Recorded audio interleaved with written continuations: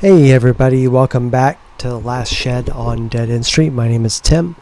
Tonight I watched Punch Drunk Love, a movie that I'm sure many people who are watching this possibly have seen. It's 1 hour 35 minutes long from 2002. It's directed by Paul Thomas Anderson, starring Adam Sandler and Emily Watson. It's the story of two people who are very, very lonely, and they find one another. Although the world and chance seems to kind of like threaten that at various turns. When this movie first came out, I saw it in the movie theater, and I liked it, but I didn't love it like some of the other Paul Thomas Anderson movies. I love Boogie Nights, I love Magnolia, I love Heart 8. But Punch Drunk Love at the time was so different from anything that American cinemas had seen in quite a while. And definitely, being a 20-year-old, it was not something I was used to seeing. And as somebody who wanted to make films too, it was a little frustrating to see something break convention so deliberately and with permission. That's probably but at the time I did appreciate that. I did appreciate that this thing, zigs and zags and makes left turns, and but I didn't fully appreciate it. It grows and grows and grows as you watch it over time. And one of the things I always loved about it was the sound design, of course. The score is great. The use of the "he needs me, needs me, needs me" is unbelievable. But the way he opens the movie and introduces us to Barry Egan, Adam Sandler's character, and we start on a very slow morning, and he sets the stage by staging action that's very slow and sedate, and it's meant to get us into this like kind of calm, soothing atmosphere. It's we don't know it at the time, but over time we'll realize this is perfect for Barry, because Barry suffers from some sort of sensory thing. I'm not exactly sure what it is, but there's a lot bottled up inside of Barry. And this opening scene is very sedate and tranquil, and it ends up shattering with something just so random. If you haven't seen it before, then don't watch this. But the camera kind of pans along to the street, and we watch the street, and it's just traffic going by. We see cars coming in the distance, but it's nothing special. And then all of a sudden, one of them careens off the road, tires squeal, and it flips over and just flips end over end over end, and just tremendous. A tremendous chaotic scene that's really unsettling, and it unsettles Barry. And this is just in general how Barry sees the world. But in doing this, as the filmmaker, Paul Thomas Anderson basically gains our trust. Moments later, somebody drops off what looks like a piano. We come to find out it's a harmonium. And it's dropped off in a very surreal European kind of way, but because of what he just showed us in this car crash in a very American way, we trust him. So when they set this piano down, in any other movie, we wouldn't care. We'd tune out. We would just be like, what the fuck is this? But because of what he just did to us, we're like, okay, wait a minute. This thing could explode. It could be full of dynamite for all we know. And so it intrigues us, but it also intrigues Barry. So Barry, makes his way over to see what this curious thing is. And it's as we come to find it over the course of the movie, it's a really beautiful instrument, and it evokes a very romantic kind of a sound. And it's basically love being dropped into his lap. And not just that, but moments later, a car pulls in that happens to be the love of his life, and they have to avoid this thing, and it's a point of conversation between both of them. So normally Barry would never talk to a woman, especially one that he was interested in, because of what we find out to be his makeup, which is he has a brother of 7 sisters who bust his balls to no end.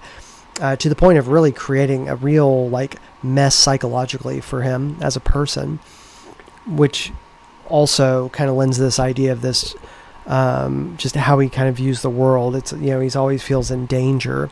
And so Punch Drunk Love, you know, I told you not to watch if you haven't seen it before, but if you're still watching, then I'm preaching to the choir. But the sensory part of it, it's very much like 2001, and it's probably been said before, but it really, really resonated with me today, because just this idea of it being sensory and seeing it through the lens of the Barry character melded together like that is really, really extraordinary. And I don't think I fully understood that at the time when it came out.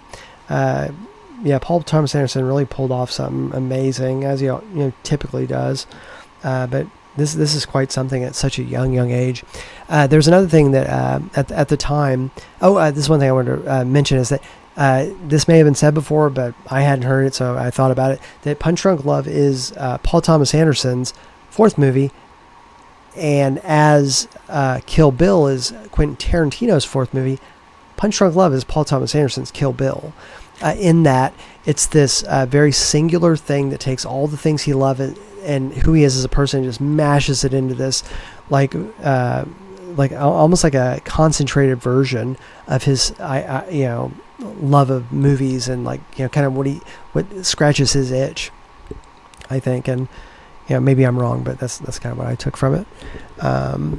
But in this movie, right off the bat, they use these really great title cards by the artist Jeremy Blake. They're kind of these like, blurry, colorful splotches that kind of go in and out. And they create this really like blissful, happy, lovely, romantic thing that's going to evoke kind of the tone and the theme of the movie. And it's carried through.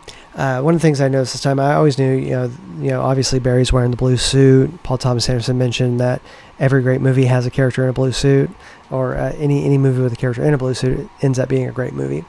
And I never really like, maybe it did, but this time it resonated with me that Emily Watson's character is in red, and they're opposites, so opposites attract, but they are absolutely like 100% perfect for each other.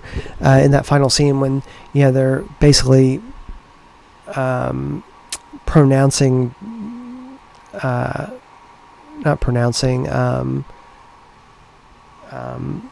their love to one another. And first she kind of starts it off with this, you know, you're so cute right now, I want to bite your cheek off.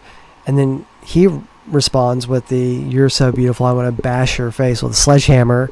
And she follows it up with something even more psychotic, showing that they kind of are two peas in the same pod, which is really, really great in a really ridiculous, insane way. Some of the things that really resonated this time through too was like how they kind of blend romanticism, or Paul Thomas Anderson blends romanticism with reality.